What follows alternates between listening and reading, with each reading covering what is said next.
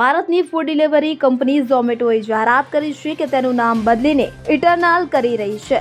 આ ફેરફારની માહિતી કંપનીના સીઈઓ દીપેન્દ્ર ગોયલ દ્વારા શેરધારકોને મોકલવામાં આવેલા પત્રમાંથી મળી છે। હવે કંપનીનું કોર્પોરેટ વેબસાઇટ ડોમેન zomato.com થી બદલીને eternal.com કરવામાં આવશે અને સ્ટોક એક્સચેન્જમાં ઝોમેટોને બદલે ઇન્ટરનલ નામથી વ્યવસાય કરવામાં આવશે।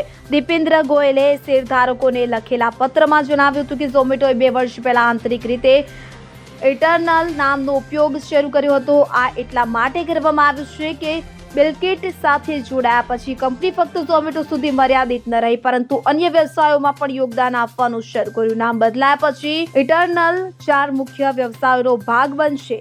તો આ સાથે જ હવે ઝોમેટો ફૂડ ડિલિવરીનું કામ સંભાળશે તો જ્યારે બિલકિટ કરિયાણાની ડિલિવરીમાં યોગદાન આપશે। હાઇપર યુર વિશે વાત કરીએ તો આ કંપનીનો B2B સપ્લાય ચેઇન બિઝનેસ છે। બીજી બાજુ ડિસ્ટ્રિક્ટ એક નવું વર્ટિકલ હોઈ શકે છે જેને કંપની વધુ વિસ્તારી શકે છે। Bureau report CN24 news.